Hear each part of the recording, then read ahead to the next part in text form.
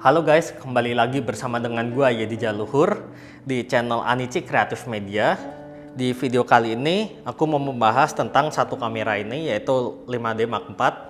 Apakah kamera ini masih layak dibeli di tahun 2023? Atau kalau kalian yang masih punya, apakah ini masih bisa kepakai atau saatnya udah upgrade? Aku akan membahas singkat di Jadi ini adalah kamera yang aku beli di tahun 2017 kalau nggak salah, waktu launching banget, atau 2016 akhir mungkin waktu launching. Dan sekarang kamera ini udah berumur sekitar 7 tahun, berarti dari tahun 2016. Dan pengalamanku selama ini pakai kamera 5D Mark IV ini itu bagus banget guys. Dan meskipun ini bodinya udah berantakan nih, kalau kalian lihat nih udah perang semua nih. Ini udah makan asam dan garamnya dunia fotografi sih. Terakhir aku cek juga ini shutternya udah hampir 400 atau 500 ribu.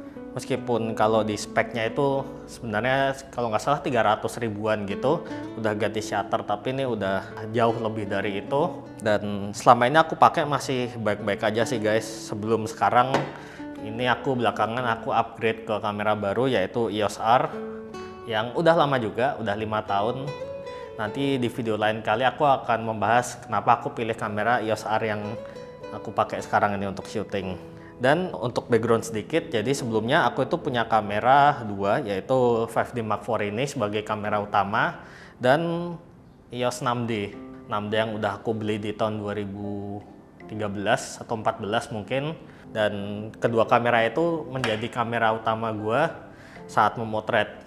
Dan bidang motretku itu mulai dari wedding, terus portrait, terus belakangan ini studio, terus ya sesekali video, bikin video klip kayak gitu pernah juga.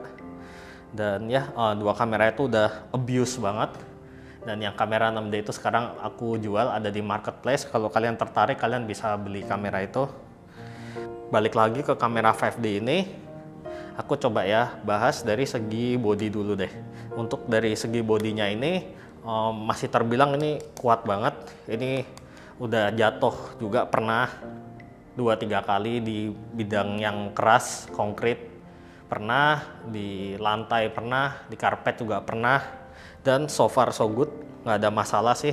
Cuman memang ada beberapa gap yang kayak ini, karetnya udah lepas, terus ada gap-gap kecil-kecil gitu yang kalau kalian lihat di sini udah kayak kebuka gitu. Jadi mungkin untuk better sealingnya aku udah nggak gitu percaya lagi sih sama kamera ini.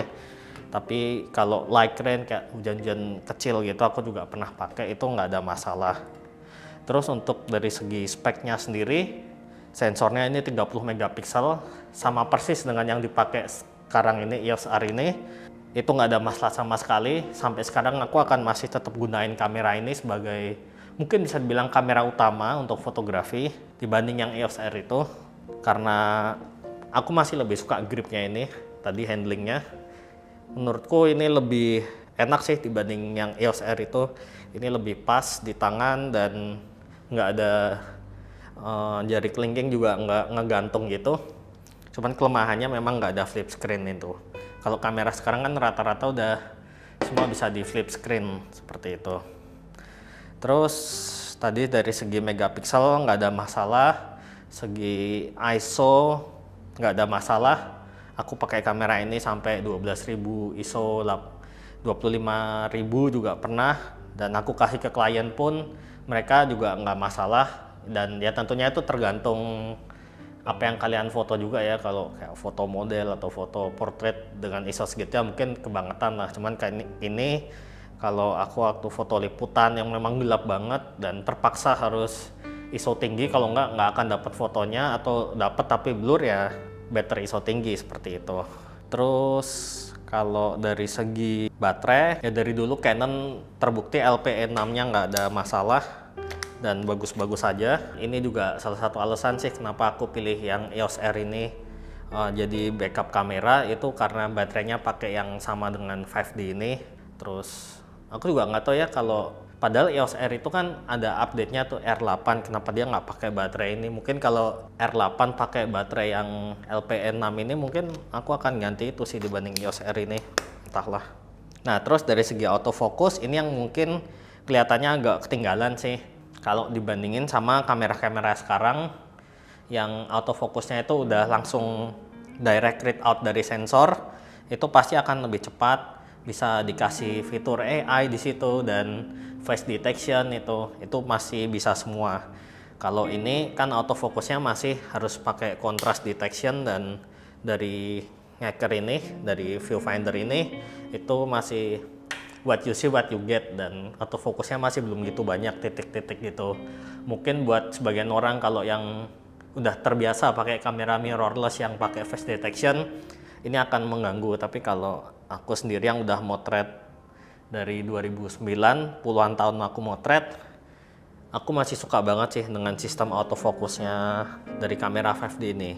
Terlebih sebenarnya kalau 5D ini kan hybrid guys, jadi ini bisa dibilang ada fitur mirrorless-nya. Jadi kalau dinyalain dan terus motretnya dari LCD ini di sini itu ini kan udah touchscreen, jadi kalian bisa motret juga enak guys, tuh bisa lihat-lihat foto gitu juga, cuman memang nggak ada flip screen-nya.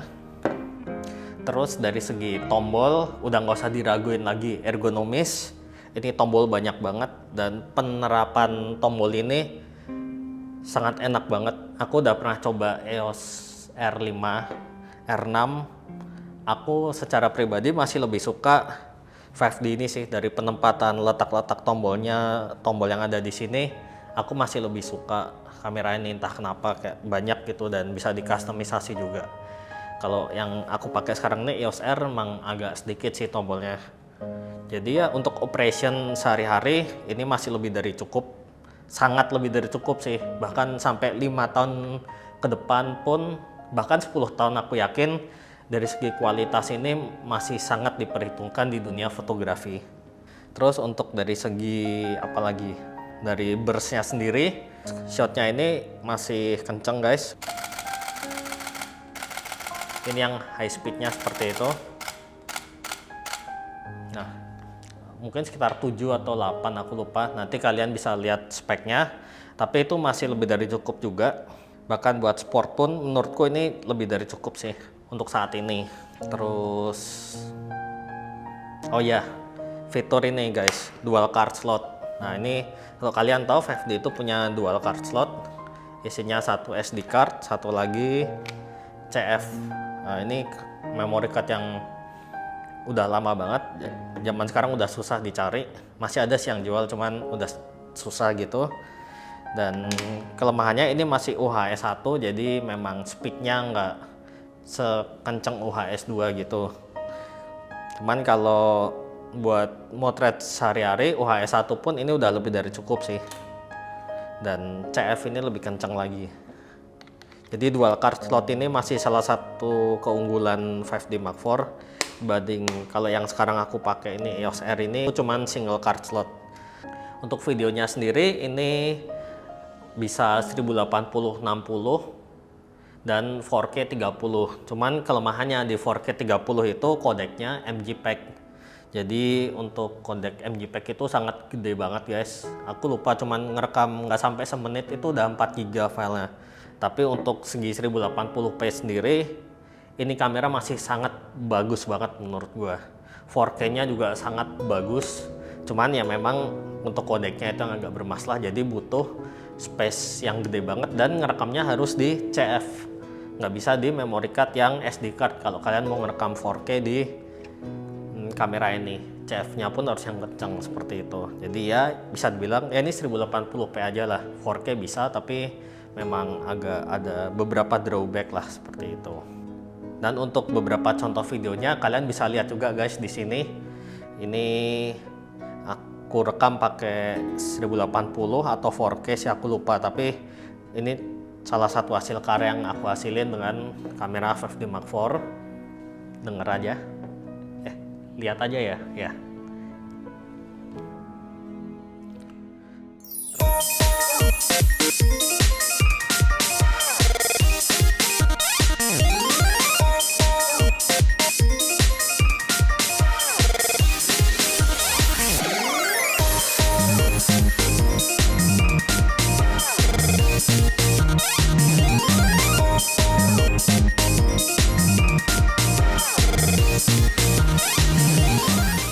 guys, aku lupa kasih konklusi untuk kamera 5D Mark IV ini apakah worth it di tahun 2023? Worth it banget. Kalau kalian udah pegang kamera ini kamera masih bisa dipakai buat kerja sampai aku yakin 5 tahun ke depan pun masih tangguh. Ini kamera masih cukup dipakai buat kerja, autofocus apa semua, warna, megapixel itu masih bagus banget. 5D kan terkenal ya ketangguhannya. Kalau kalian lagi cari-cari kamera baru, menurutku mendingan kalian ganti ke mirrorless system. Kenapa? Karena bisa dibilang 5D ini adalah puncaknya dari kamera DSLR-nya Canon sih. Dan lebih dari ini update-nya itu kan udah ke mirrorless semua, EOS R, R6, R5, R3, R apalah itu semua yang RR-an itu. Dan ini udah terhenti developmentnya, jadi ya udah mentok segitu aja gitu. Untuk firmware-nya juga udah nggak diupdate lagi. Untuk jenis-jenis lensa juga aku yakin Canon udah nggak akan ngupdate lagi gitu. Jadi kalau untuk invest ke depan sih jangan beli kamera ini sih, kecuali ya mungkin budget kalian cuman ya enggak sih, mendingan kalian langsung pindah ke EOS R ini aja sih. Atau kalau kalian punya budget lebih R6 atau R7, pokoknya yang R sistem kamera itu untuk kedepannya lebih ada developmentnya lah, masa depannya masih ada gitu.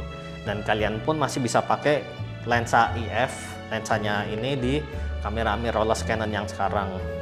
Terus kalau kalian sekedar mau ngerasain, mau update, misalkan kalian punya kamera yang jadul banget nih kayak EOS 600D atau mungkin masih 70, 80D gitu, menurutku kalau kalian mau pindah ke full frame, mau cobain 5D Mark IV itu masih oke, nggak masalah ya, karena ini adalah DSLR kasta tertinggi dan terakhir gitu, sebelum selanjutnya akan diteruskan oleh semua kamera mirrorless ke depannya gitu. Itu masih oke. Dan kalau aku lihat di pertanggal ini di marketplace itu secondnya sekitar kalau nggak salah 20-an juta gitu. Itu masih oke banget. Gue masih cinta banget nih sama kamera. Thank you yang udah mampir di channel ini. Dan untuk next video selanjutnya, kalian mau aku bahas apa, nanti kalian kasih tahu aja. Dan jangan lupa like, comment, subscribe, nyalain notifikasi. Kita ketemu di video selanjutnya. Bye.